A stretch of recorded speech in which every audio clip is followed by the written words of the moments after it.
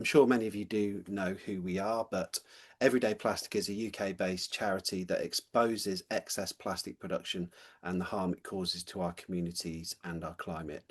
Our campaigns are powered by facts and real-life stories. We aim to reshape public understanding and drive the policy and corporate action needed to cut plastic production. We're probably best known for the Big Plastic Count. We've just finished our third campaign. We've had over 540,000 people take part so far, and between them, they've counted over 13 million pieces of their household plastic waste. Tonight's conversation is very much part of the work that we are looking to do. We want to help people better understand how we got here, why plastic has become so embedded in our lives, and what needs to happen next. And I don't think there's a better person to discuss these challenges with than Beth Gardiner, who I'm very pleased to welcome here. Beth is an award-winning journalist whose work has appeared in publications such as the New York Times, the Washington Post, National Geographic, The Guardian. She has previously written a book called Choked, which is about air pollution, and her latest book, Plastic Ink, which I have here. Oh, it's being blurred out. Hopefully a few of you have it too. Which has actually aptly been billed by the New York Times as a compelling true crime story. It rigorously investigates the role played by the fossil fuel and petrochemical industries in driving the enormous growth of plastic and the consequences it has on us. The book takes us from petrochemical plants and corporate boardrooms right the way through to communities at the front line and grassroots activists as well.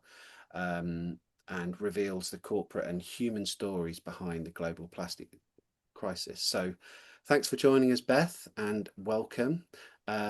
Huge congratulations on this amazing work.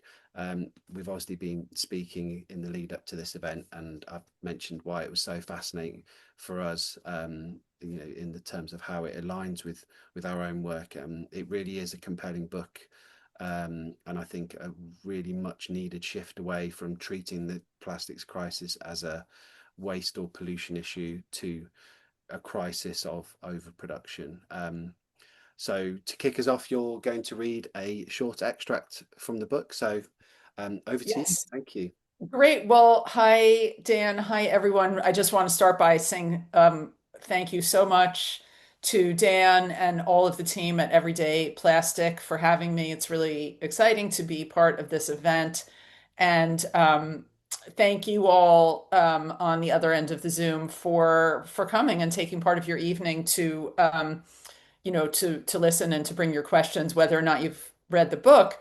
I'm really excited to talk to you about it, and it just feels like such the perfect audience for this work because you mentioned Dan trying to refocus on the production side rather than the sort of, where plastic ends up side, and that is very much, what this book is about. So I'm just going to sort of set up this reading a little bit by giving you some background on what comes right before it. One thing that I've really tried to do in the book is to look at sort of how we got where we are today and how the industry incredibly deliberately built this model of, this model of disposability. And to me, in some ways, the issues that we are facing now are not just or not only about plastic specifically as a material, but about the model of disposability and this throwaway, everything that has become, just such a part of the world we live in. So this is from chapter 2, and the chapter begins with the invention of the first disposable packaging, which was created by the company that would go on to become Nabisco in the early part of the 20th century. And it brought, actually some amazing practical advantages. It kept the biscuits was the product that they were originally using, this sort of waxed paper, cardboard packaging, kept them fresh, kept them clean. Before that, you would sort of go into a shop and the shopkeeper would scoop out the flour or scoop out the biscuits from a big barrel. right? But this packaging also had huge marketing advantages for companies because suddenly you could distribute nationally, put it on a railway car, send biscuits across the country. You could link it to an advertising campaign with all kinds of branding. So that's sort of the beginning. And then the chapter moves into the story of Coca-Cola and the enormous network of reuse that they used to operate back in the 1940s, the 50s, the 60s. 98% of bottles would be returned, for a very small deposit. And then how Coke gradually dismantled that system of reuse because it was a way for them to consolidate control, make their company even bigger, scoop up more profit, and they suddenly no longer had to deal with, the empties when they were finished. We, as the public, had to deal with them. So anyway, that's the lead up, and then we move into this section I'm about to read, where not only are we sort of seeing what's happening beyond food and drink, but it's really getting to be about plastic now. It wasn't just food and drinks, of course.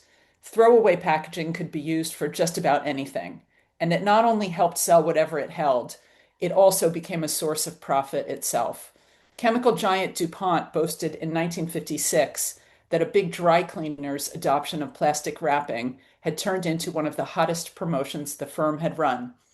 Within 2 years, the bags makers had sold 1 billion of them, raking in $20 million. The Standard Packaging Company tripled its sales between 1955 and 1958, entirely because everything we make is thrown away, its director explained. Polystyrene foam appeared in the 50s too, and was soon being used for coffee cups, egg cartons, meat trays, takeout containers, and more. Lloyd Stauffer was one of the first to understand the profits disposable packaging and plastic's role in it promised. Stauffer was editor of Modern Packaging magazine, Modern Plastic's sister publication, and in 1956 he laid out his vision in a speech to the Society of the Plastics Industry. The future of plastics is in the trash can, he told the assembled executives.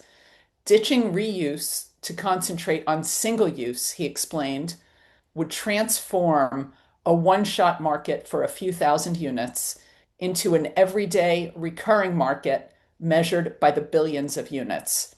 To realize that potential, the industry would have to, as one writer later put it, teach customers how to waste, weaning a generation that had endured years of deprivation off the ethos of reuse and frugality. That process had already begun. 3 years after the first squeeze bottle was produced in 1947, its manufacturer was making 100,000 a day, containers for products like hand cream, suntan lotion, and shampoo. By 1963, when Stauffer returned to address the plastic producers again, he was thrilled to report further progress. You are filling the trash cans, the rubbish dumps, and the incinerators with literally billions of plastic bottles, plastic jugs, plastic tubes, blisters and skin packs, plastic bags and films and sheet packages, he crowed. The happy day has arrived when nobody any longer considers the plastics package too good to throw away. Across the Atlantic, Stauffer reported, more than a third of cooking oil was being sold in throwaway bottles, a revolutionary change for Europeans who are accustomed to getting this product in heavy returnable glass bottles. At home, high-density polyethylene's widespread use for detergents and cleaning supplies previously sold in glass was so well known that I don't think it's necessary for me to comment, he said. Amber-colored plastic was making inroads with pharmaceuticals, an industry that had been using 3 billion glass bottles annually. Budweiser and other brewers were switching from paper to plastic six-pack carriers, saving a penny on every one. Soon, plastic would displace cork as the lining for metal bottle caps, small in size but big in volume, and provide lids for cans and tubs. The potential on ground coffee alone is 1 billion a year, Stauffer said. The new material was taking over so fast that predictions were unreliable. One expert suggests your market in packaging will double in the next 2 years, he said. Another, highly cautious, sees it as tripling by 1970. In the years to come, it would grow far beyond even those lofty hopes. Thanks so much. It's terrifying, really, just Yeah. to understand the speed in which the culture and yeah, the culture has changed. But I guess what we're, I suppose, going to talk about, it's no accident that it's happened that Yeah. quickly. Um, but I suppose before we get into that, the first thing I wanted to ask was what drew Yeah. you to write the book, and kind of the origin story. What point did you realize how big the plastics crisis was, and that it wasn't Yeah. just a waste I story? mean, it's a great question, actually. And in some places, in some ways, it was less about realizing how big the plastics crisis was than sort of the sense that, like, I know about this, right? I mean, it's something that is in the air that we hear about. It gets a lot of coverage. In the media, people are concerned about this. I am concerned about it. But I sort of realized, like, I'm always thinking about where plastic ends up, right? These terrible pictures that we're all so familiar with of beaches carpeted with trash and all of that. I'm so used to thinking about either where it ends up or how I can personally use less. And I am barely thinking about where it comes from, which is the fossil fuel industry, of course. Um, and so, I mean, I tell this story in the first pages of the book. This was like 7 or 8 years ago. I saw this story in The Guardian that just kind of knocked me over. And it wasn't exactly that, the next day kind of that I started working on this project, but I really feel like that's where the seed was planted. And the story was specific to the US plastic industry, production in the States, which in a lot of ways is a lot of times now is linked to fracking, um, which provides lots of the ingredients for plastic, and U.S. plastic production has really expanded. And this Guardian headline said that the fossil fuel industry, these, ExxonMobil and Saudi Aramco, these names that I'm so familiar with, thinking of them as villains in kind of the climate story, that the fossil fuel industry is pouring hundreds of billions of dollars into plans to increase their production of plastic. Again, this story was specific to the US by, I think it was like 40% over the coming handful of years. And it just, like I said, made me realize that I've so much of the way that we talk about plastic, the way it's covered in the media, the way we think about it, is focuses on either where it ends up or how we can individually, as individuals, use less of it. And we're not thinking at all about where it comes from. So to me, sort of journalistically, that just felt like a really important missing piece, and trying to shift the lens in a sense away from this kind of personal responsibility and towards more of a corporate and political responsibility, because what that article made me sort of start to understand was that that is actually what is driving this problem. This industry that, while you and I are, and I'm sure all the people on this Zoom are kind of carrying our bags to the shops, we're toting around our reusable bottles with us. And I have always been that person, and I absolutely still am.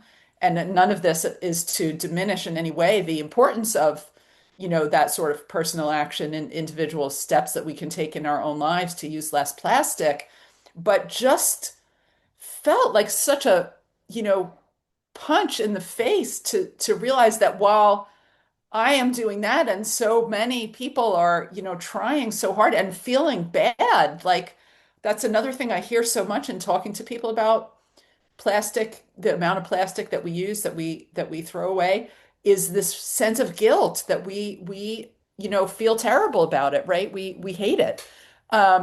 While we are feeling that these like unbelievably wealthy and powerful companies are actually ramping up to make more plastic, not less, in the years to come. And they are pushing it on us. They are pushing it into markets without us really having much of a say so. I mean, anyone who's gone into a supermarket to buy a bunch of bananas and they're all like in a plastic bag, knows that it's not really about consumer choice, and that's always how they like to frame it. So that's kind of where it came from. And the more I started digging into it, the more shocking it became, and the more I realized how little I had understood this dynamic before. I'm an environmental journalist, and I think if you had asked me 7, 8 years ago, what is plastic? Where does it come from? Like, I mean, I knew that generally speaking, it came from oil and gas, and so it was connected to that industry. But there's an opacity there, really. Like, I think if any of us looks at a cardboard box or a wooden table, we just get on some kind of intuitive level that that was a tree at some point, in some way. And when you look at a plastic anything, a plastic bottle, a pair of glasses, what have you, um, we just don't, our intuition almost fails us because it's such an unnatural material. And I think that's part of what's allowed the industry to kind of hide in plain sight, I say in the book. So, it was about kind of wanting to shift the lens and tell that story and let us off the hook, I think, in a way, because so much of how this sometimes gets framed is like, people are addicted to convenience, it's consumer demand, and the industry has certainly encouraged and perpetuated that framing and that narrative. Um, but, Yeah. it's not us who built this world. No, definitely. I think you touched on so many interesting points there. The sort of ubiquity of plastic Mm. and its versatility makes you kind of almost blind to it. It doesn't, Yeah. it's very, it can, you have to really see it. And I think, one of the things you mentioned there about the sort of, the emphasis on um, the the consumer, I suppose, and how that's seen as a responsibility that we feel guilt and shame Mhm. and almost shock at how much we throw away. And that, I think, nothing talks more to that than how we feel about recycling. Yeah. And I think one of the most interesting and shocking themes that I thought in the book was around how the plastics and petrochemical industries really got Hmm. recycling and saw this as a sort of license Yes. to keep producing. And Yeah. even despite that, there was quite clear evidence that it was never going to solve the problem that it Hmm. barely worked at Hmm. all. Could you tell Yeah. us a little bit more about that?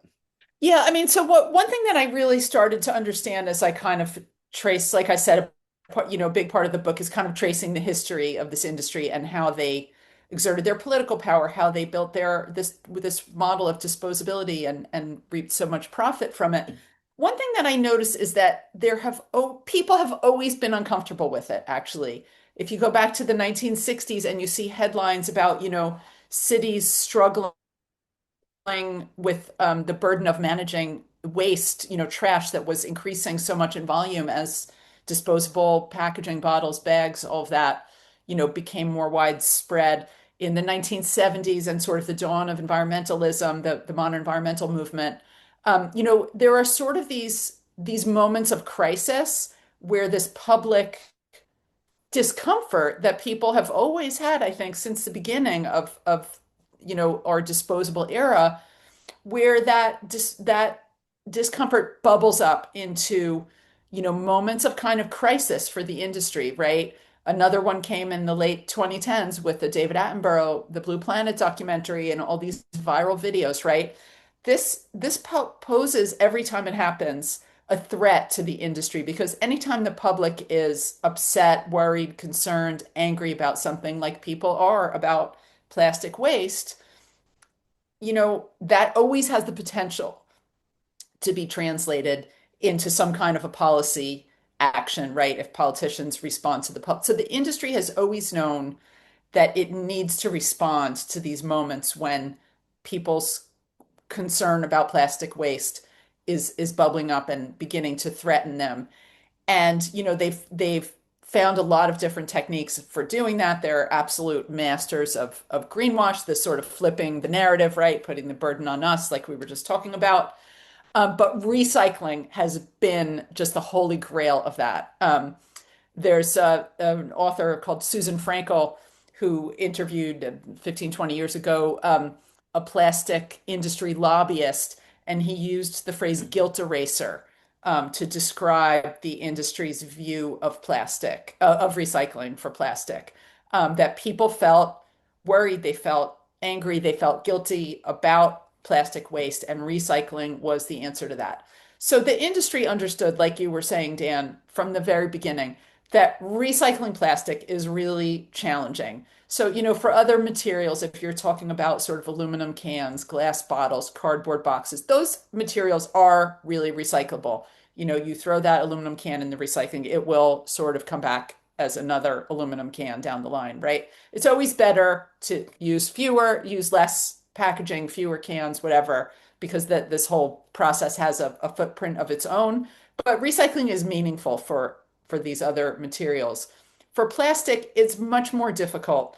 Only a few kinds of plastic are even kind of recyclable at all. PET is one of them, the main ones, the water bottles, the beverage bottles. Um, that is somewhat recyclable. You can the quality of the material degrades very quickly after one or two kind of go rounds, and you start getting plastic that's not actually good enough to make a bottle, and then it's being turned into benches and things like that, which is just sort of headed pretty quickly for the landfill.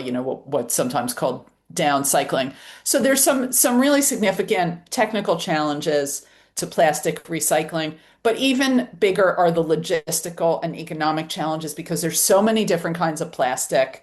Even things that look similar can have a different chemical composition. They can't be recycled effectively together. A lot of packaging, as your audience will know, has multiple layers of different materials, different kinds of plastic. To actually sort that is like, you know, near on impossible and would be tremendously expensive.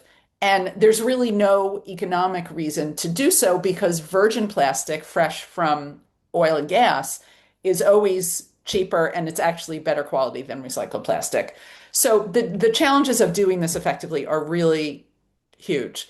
But what the industry understood is that the public relations pay off. From a public relations perspective, recycling is very effective.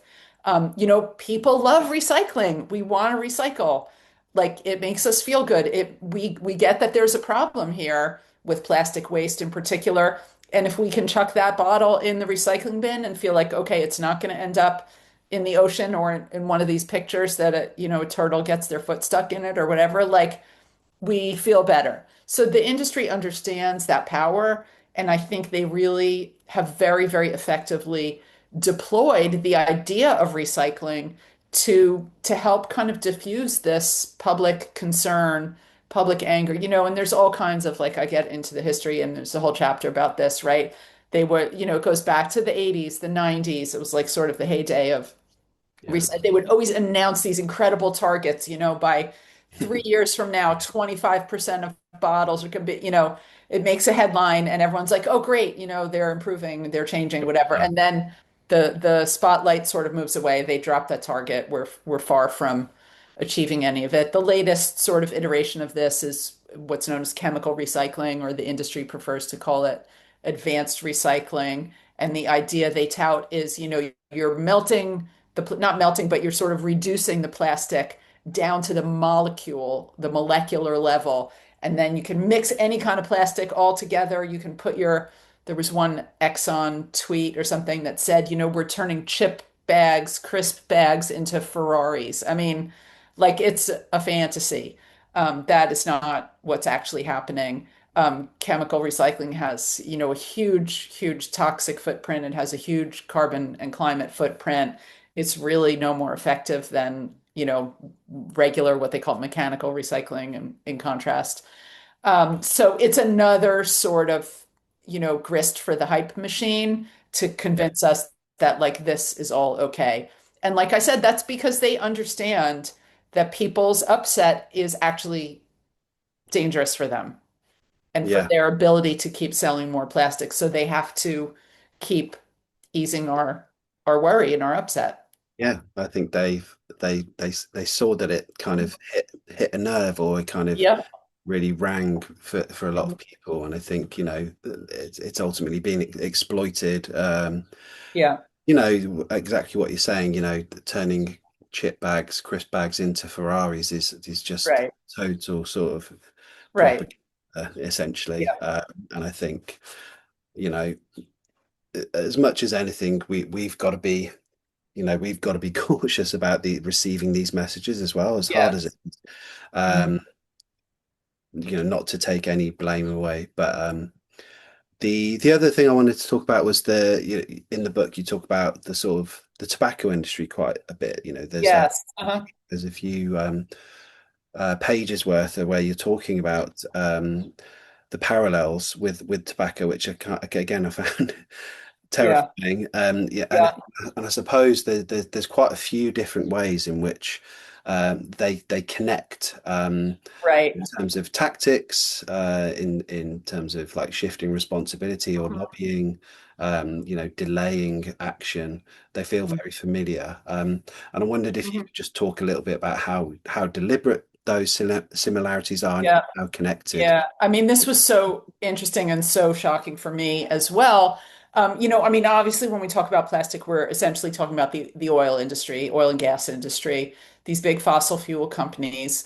And I think it's become pretty commonly understood now. They're often compared to the tactics of the fossil fuel industry around their casting of doubt, climate denial, discussion of climate science is very often likened to what tobacco did around the health effects of cigarettes. That's a pretty common parallel to make. There was a book 10 or 12 years ago called Merchants of Doubt by Naomi Oreskes, who talking about um, the way that these industries would kind of buy their own science, right? They would like fund scientists to come to conclusions that were beneficial to them, whether it was, tobacco is not a problem for your health or oil is not a problem for, actually it goes back to before even climate change was kind of on the scene as a concern for this industry.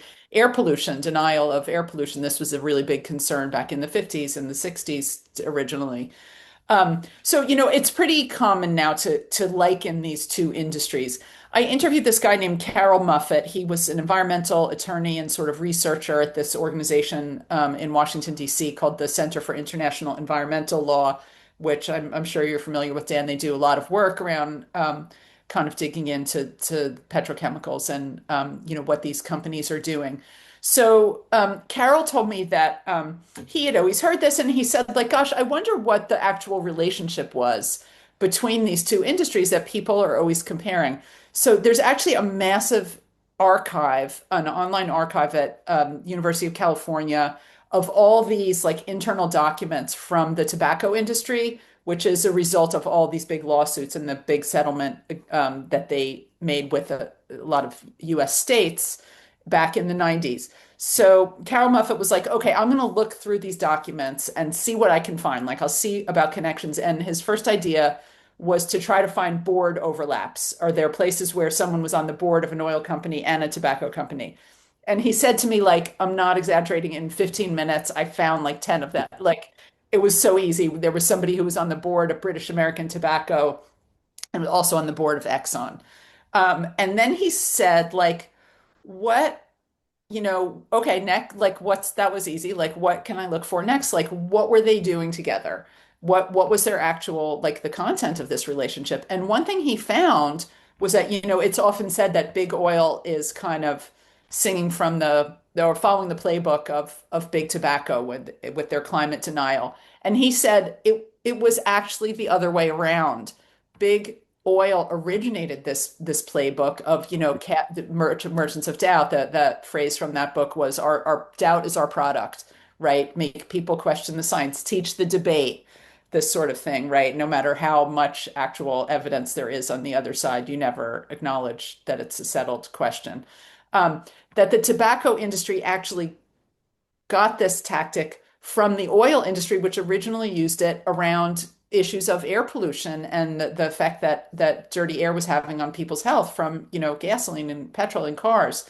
The tobacco industry was not only following the tactics, but they were hiring the people. They were using the same scientists. This is back in the 50s to 60s. the 70s. And then the most astonishing thing, so not only is it actually big oil that taught big tobacco these tactics of deception, which have been so effective for both of these industries, but the oil companies were working with the tobacco companies early on, helping them to test. Tobacco companies wanted to know what is actually in cigarette smoke and they wanted to understand what it might mean for people's health. So the oil companies had the equipment to test like fumes because they were testing exhaust from car engines. So they started doing some work like this. Exxon started doing, and other oil companies as well started forming relationships with the tobacco industry to start testing. And they were finding what was actually in the smoke. And did anyone say like, "Hey, this would be a great time to like warn smokers about what?" No, they said, "Hey, maybe we could actually use plastic, some of our plastic subsidiaries, our petrochemical, Exxon's petrochemical producer, to sell filters to the cigarette companies who had realized, that filters, which unfortunately they don't make smoking less hazardous, but they are really, really good sales tool to make people feel better.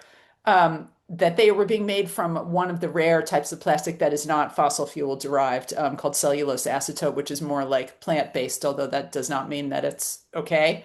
But they were like, oh, maybe we could sell polypropylene filters, using oil and gas derivatives.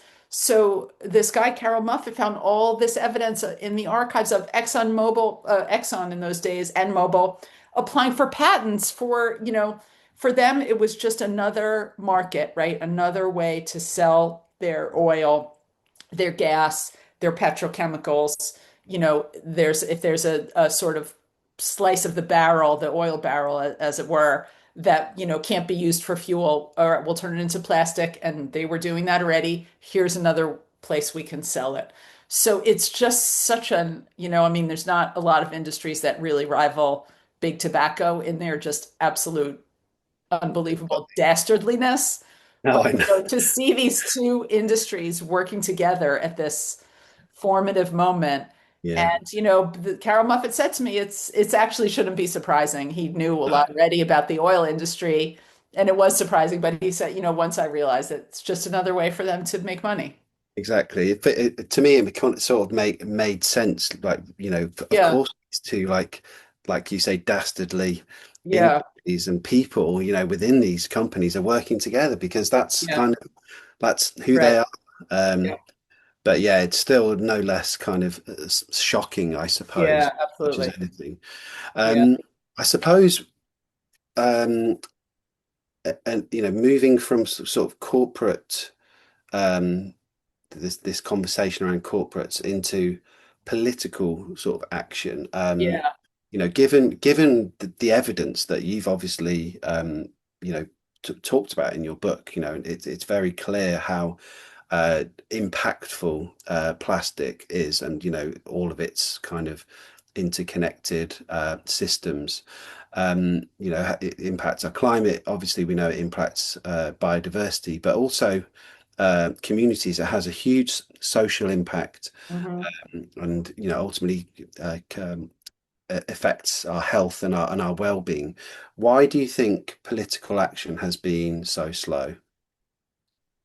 Because this industry is incredibly powerful and they fight tooth and nail, sometimes really dirty behind the scenes, usually, to try to stop anything.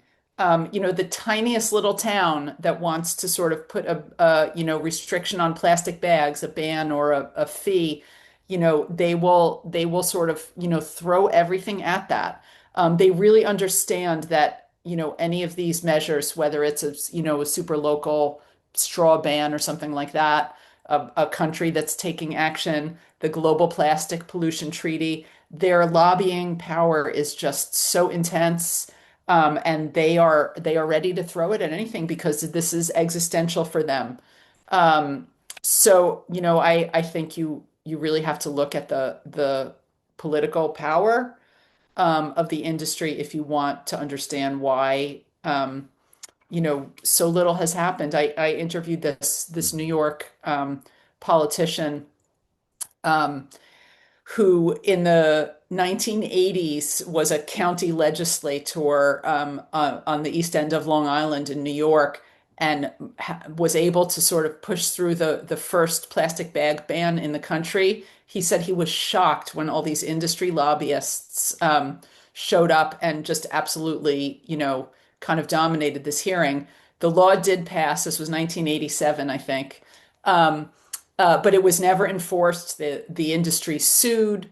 They lobbied. They got sort of injunctions and paused the law. By the time it actually finally got through this court process, the political makeup of the state legislature had changed. The county legislature had changed from Democratic to Republican. The country's first plastic bag ban was overturned before it was ever enforced. This guy, Stephen Englebright, went on to become a state lawmaker, and he was key 30 years later in New York State passing its own plastic bag ban.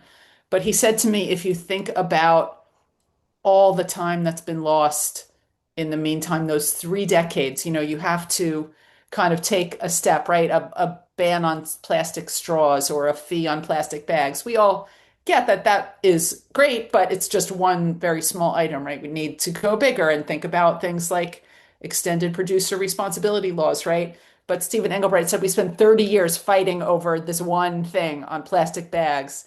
Yes, it feels great that he finally helped push through like a statewide law on it. But he said to make a long journey, you have to take a lot of steps, right? And we lost 30 years because of this lobbying, right? We haven't taken those steps. That's just one example, one place, but Yeah. you see the same thing wherever you look. The UK and Scotland, there was a huge pushback from the industry behind the scenes against a bottle deposit bill. I went to Brussels, which passed EU passed a pretty ambitious packaging law a couple of years ago, and people there said it was you can think of all the things that the EU regulates.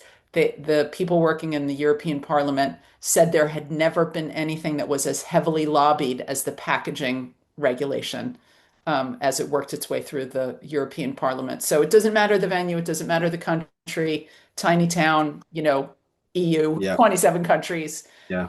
they are out in force. So Totally. that's why I think we've made so little progress. Yeah. Well, I think it's really good to sort of see it at the local level, like you're Yeah, saying. I mean, I think there's talking about Stephen Inglebright, and I think there's a yeah, town, is it Arizona? yeah, uh-huh. They were talking about the plastic bags, um, but also kind of, I guess, the most recent example of this and the power of the lobby is at the Global Plastics Treaty Yep, absolutely the same negotiations, thing. Hmm. which kind of went into to a sixth Hmm. negotiation. There was meant to be five, and collapsed. Hmm. Um, we're Hundreds of fossil fuel lobbyists there. exactly, yeah. So and this kind of could reflect on multilateralism or consensus. You can get into all these things, but ultimately the sheer power of Hmm. corporates and increasing power of corporates is kind of diluting the possibilities and opportunities that politics, I guess, has to put a stop to this. I'm Yeah, going to ask you one more question before we yeah, move to the audience questions. We've yeah, got yeah. some really good ones. Um, so I guess, like, having spent the last sort of 7 to 8 years immersed in the issue, um, do you think that cutting plastic production will be the defining plastics debate for the next decade or more, or do you think there's another um, issue? Well, I mean, I think it is the fundamental underlying issue, right? And that's what I've tried to, like I said, sort of shift the focus on. And as you'll know in the book, at the start of every chapter, I have sort of a Yeah, moment in the history of plastic, right? Like the invention of Lego or the coffee pods or whatever, with a year and the amount of plastic that was produced in that year. Um, and the reason why I did that, and by the way, it goes from 2 million tons in 1950 to over 500 million tons produced every year, most recently. And the reason why I think it's so important to sort of chart that and throughout the book, I mean, not an actual chart, but to kind of follow that throughout the book is because I want people to stay focused on the production because I think, like we were saying at the beginning, so much of the way we think about this issue is kind of the where it ends up rather than the where it comes from. So I do think that fundamentally this is an issue of overproduction, not an issue of waste management, which the industry has always wanted to frame it as, um, and not an issue of personal responsibility. But I actually think the thing that I have noticed from people talking to me about this, people who are interested in plastic, people who are not really engaged with environmental issues at all, is microplastics and the health issue. I feel that that is galvanizing people in such a huge way. Like, I mean, I could be talking to some, random acquaintance or whatever, somebody I meet about this book and telling them, it's about the plastic and petrochem industry. And people say, yeah, and how we all have microplastics in our brains, right? Like, I think there is something that is just so, I mean, it's not surprising, right? Like, shocking about that and so sort of intimate, right? Like, this is part of our bodies, it's in our children's bodies. So and it's almost like also has a kind of, ability to kind of cross ideological lines in a way. Like the MAGA is upset about, in the US, like if they're worried about microplastics, like, I mean, obviously everything Trump is doing is making all of this worse, but, it crosses lines in a way because it is about our health. Um, so I think that's what's the most galvanizing aspect of this crisis. I think our bodies and our health just, activates people in a way that maybe sort of environment kind of framing doesn't. Yeah. But yes, I do think that fundamentally the root is a this is a production problem, not a consumption problem or a demand side problem. Yeah. No, thank you. That I really, really appreciate you answering the questions, Beth. We've got about 17 minutes left, so I think that gives us Great. plenty of time to move to the questions. So I'm just going to look at my other screen over here. So Eve has sent me loads of amazing questions. So thanks everyone in the chat. The first question I'm going to ask is from Kate, Mhm. Kate Andrews. You said many of the same people were in the room for big tobacco and big oil. If their common thread is profit, not some intent to destroy our health, the environment, or nature, is there a way to challenge the systemic problem of plastics while private capital keeps driving companies towards these strategies? I mean, that's a really good question, and it is the root of the problem here, right? That these companies, whether you're talking about tobacco companies or oil companies in relation to the climate crisis or their petrochemical subsidiaries in relation to the plastics crisis, we are in a model of capitalism where companies like this are just voracious for profit above everything, right? I mean, you see it everywhere. You see it with the tech industry, um, across so many sectors. Um, so that is clearly is the fundamental driver here. Could we have a better version of capitalism that's more highly regulated, and where there are, considerations taken into issues taken into consideration beyond, your share price and your bottom line, or does it need to be a totally different economic model? I mean, I don't know. I think that might be above my pay grade. But I mean, certainly, the profit above all else, regardless of impact. Obviously, the ultimate place we've seen that is in terms of the climate crisis. These companies just don't care, right? They understand very well what the effects of their business model are, but it's also very profitable. That's true for plastics as well. And as I said, the way that money and corporate power has just poisoned our democracies is a really important part of this story too, because people don't like this. People want it to be different, but Yeah. our voices are not necessarily heard. Mm. I think you touched on a point there, and I think it's quite hard for probably us and the people who are on this call to kind of understand how profit is so Yeah. is the driving force above everything else. And I think that's, we can't really empathize or relate to these people at Yeah. Uh-huh. and I think, that obviously is the challenge. And obviously, I don't believe that that's a majority either. Um, Hmm. and again, that shows the problem that these decisions are placed within a minority of people. Hmm. And yeah, I think it's very difficult. And I think yeah, really good question. Thanks, Kate. Okay, next question. From Julian. In your book, you talked about local laws establishing a foothold within a country. To Hmm. accelerate the UK being an exemplar in resisting the proliferation of plastic, do you feel there are any areas that bans or restrictions can be campaigned for at the local level within parts of the UK? Well, I mean, that's a really good question. And in some ways, the sort of local, like the little towns banning thing was a little bit fits more with the American model of governance.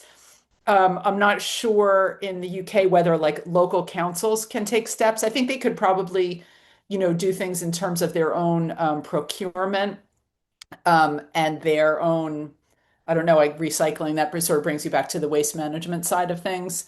I mean, I think that the British kind of model of conducting politics is that much more is done at the national level, or at least at the sort of, England, Scotland, Wales, Northern Ireland level. So I don't know, maybe I would put that question to you, Dan, as more of the expert on the kind of advocacy side of things. Is there a role for kind of local councils on plastics action that you see? I think it is a really good question, and I think it's a really important because I think we need to be local communities and grassroots organizations need to feel that their actions are driving change. Ultimately, most change that has ever happened in history comes from, small movements that kind of that grow and build and kind of tip, I suppose. Um, in terms of areas, I think it's a really interesting question as well. I mean, I think if we look at devolved nations, the like Scotland and Wales, certainly seem to move a lot more quickly and a lot more seem to be more progressive. Um, and I think that that's something that we should be looking to learn from as well. And I think there's a lot of as I say, a lot of really amazing communities and organizations doing amazing work and that, we won't even know about or hear about. And I think that's, who may not be even within the movement. They may not see their actions as environmental or activist. It's just something that is sensible or important to how their community operates. So I think it's always good for us to be looking out and learning from other groups as well. Um, Thank you. Okay, so next question from Olivia. It's easy for us in the UK to be enraged at Trump's step away from studying and protecting the climate and his support of the plastics industry growth. If he was suddenly replaced by a better president, how much could they backpedal in terms of the current plastics production growth trajectory? Well, I mean, listen, I think it's true of a lot of Trump stuff to say that, he is not necessarily the originator of any particular sort of flaw or problem in American politics, right? I mean, he's been around for, I guess, 10 years now, probably on the scene. Yeah. And our plastics crisis goes back a very long way longer than that. Certainly he has given the fossil fuel and the petrochemical industries everything that they could possibly dream of. Were we living in a wonderful low plastic world under Biden or Obama? No, of course we weren't. I mean, there are some examples, I think, of action that has been reversed. The Biden administration, for example, did a lot of work to try to remedy a really big flaw in the American sort of Clean Air Act, which was allowing petrochemical companies making plastic, and a lot of the U.S. production is in Texas and Louisiana because that's where the oil and gas is. A lot of it, people who live next to these petrochemical facilities, gigantic factories that are processing oil and gas byproducts through this incredibly complex and energy intensive series of kind of processes and reactions into raw plastics. The people who live near those factories, and they typically are disproportionately poor and disproportionately communities of color, are exposed to just like a absolutely mind-boggling array of super, super toxic chemicals and carcinogens. And the Biden administration was using every lever that they had. They were suing, and there were settlements with companies. You have to reduce emissions by, there were enforcement mechanisms. They passed new, they promulgated new regulations. Of course, all of that, the lawsuits were withdrawn, the regulations were ripped up under Trump. Similar for sort of regulation around, again, was very weak to begin with, but worse now, regulation of the chemicals that are in plastic, which is not a great set of regulations in the UK either, but a Yeah, bit better than the US and worse in the US now under Trump. He's appointed chemical industry lobbyists to the department that regulates what chemicals can be used in plastics. So, it was not great before, but it's certainly worse now. We know that he promised, everything to the oil industry in exchange for, I think it was $100 billion at some dinner in Mar-a-Lago during the campaign. So, they're certainly getting their wildest yeah, dreams fulfilled. yeah, But, we had a plastic problem before Trump. I certainly wouldn't deny yeah, that. yeah. No, yeah. I think it's yeah, it's one of those things, isn't it, that you feel like how long, where can we turn this around? How much damage is he doing? And I think what you were talking about then, the people who live near these facilities, and I think this is particularly relevant in the US, where so much plastic is made, Yeah. and And the so little regulation. yeah, and I think that the number of fracking sites. I mean, I don't know if you Yeah. talk about it in your book, but it's in the high hundreds of thousands, if not millions, Mm-hmm. potentially. Maybe I misread that, but of course, people are exposed to, or the people who are exposed to this are a huge risk. And we see this in our country, Mm-hmm. when we talk around sort of waste incineration. Obviously Yeah. we're a lot smaller. This country is but quite concentrated.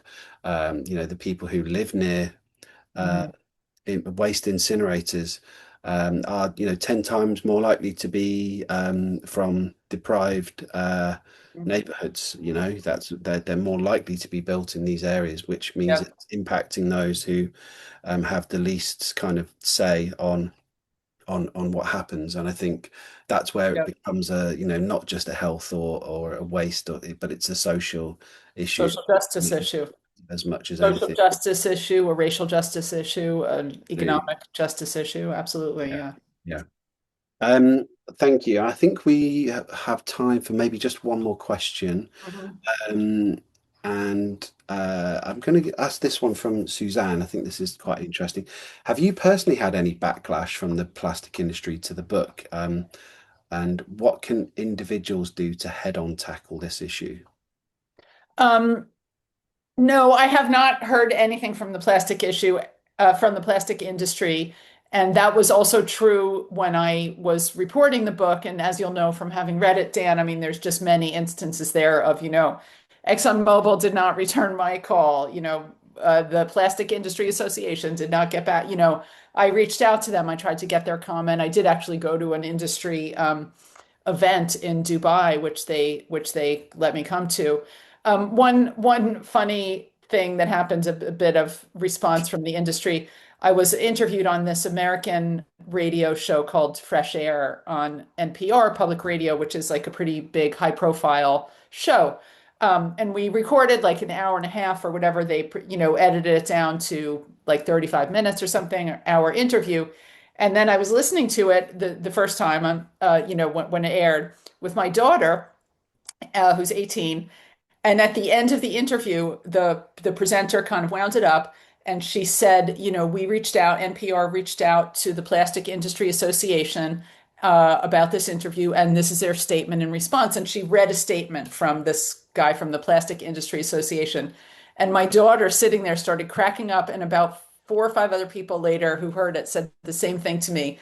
She said the industry statement, the guy made every single point that you just spent the last 35 minutes like unpicking their messaging was, he framed it as a waste management issue. I had said they love to talk about the beneficial aspects of plastic, like the green one, and he says like plastic is used in every single thing they said, recycling, of course. So a number of people said to me, you couldn't have that actually Yeah. made your comments more powerful because they're so, and I mean, I'm no genius. They say the same thing every time. That was how I knew what they were going to say. But I mean, I didn't know that the radio presenter was reaching out to them for a comment to be, even-handed or whatever. Um, so no, I haven't gotten any response from them, but I thought that was pretty funny. And as Yeah. far as what individuals can do, I mean, I guess what I say to people is like, again, I don't minimize at all the value of, sort of the quotes personal action, going to the refill store, bringing the jars, whatever. I absolutely am still, reusing my plastic bags and carrying my own bags around and my water bottle. But I also think, and I know that you are already doing this, Dan, with all of your work and particularly the big plastics count. But I think it's just important to know that individual action, personal responsibility, individual action can also include, writing to your MP, participating in the big plastics count, like political advocacy, right? Because I do believe at the end of the day, that is where this problem is going to be solved. Again, there's a big role for, the God bless the refill stores, the eco stores, and there's a demonstration effect there, right? That shows that it's actually possible to, buy food without like a ridiculous amount of plastic or whatever. So, I think that's really valuable, but I think we can also broaden our conception of individual action to include political advocacy for, solutions. And as you'll know, the biggest one that people in the sort of plastics advocacy world talk about is this idea of extended producer responsibility laws that put the cost of dealing with the plastic mess back on the industry rather than leaving it on us. And that is a sort of more comprehensive remedy than the sort of individual bans, although they have a place as well on bags, straws, whatever it is. Yeah. No, thank you. I think I agree. I think we need to kind of move the conversation forward now beyond sort of individual behavior change, making, you know, um, what is perceived as sort of better sort of consumption choices. And Yeah, I think, yeah, trying to encourage people to be active, and activism, being active comes in all forms and shapes and sizes. yeah, It doesn't mean you have to be gluing yourself to things or, at the front of every yeah. every sort of protest or rally. It's finding a space for yourself within the movement. And I guess informing yourself and reading the book uh, is very is a great way to inform and learn more about the issue and kind of so I always kind of think about like seeing through the matrix, connecting all the dots between these systems. um Thanks so much, Beth. We're at 7:30. A huge thank you to you for spending so much time with us to talk through, and it was really, really interesting to hear your responses. And yeah, thank you to everyone who's joined us today, to Eve and Kat who are behind the screens. And I don't know if Beth, you want to just say something before we all head off. Yeah, I just want to right back at you. Thank you so much for for all the work that you do and for your interest in this book and your support of it. and for your audience. And thank you as well to everyone who's here. I hope you get a chance to read the book. But whether you do or not, I'm just really glad that people are engaged with this issue and they care about it. And I obviously think it's really important. So I'm just glad to be able to, you know, share the time with you. Thank you. And we do have a 15% off discount code, which I believe would have been shared in the chat. And we'll also send it around on an email either tomorrow or next week. So thank you again to everyone for joining our first ever book club, and wish you all a lovely evening. Okay. Bye, Dan. Thanks again.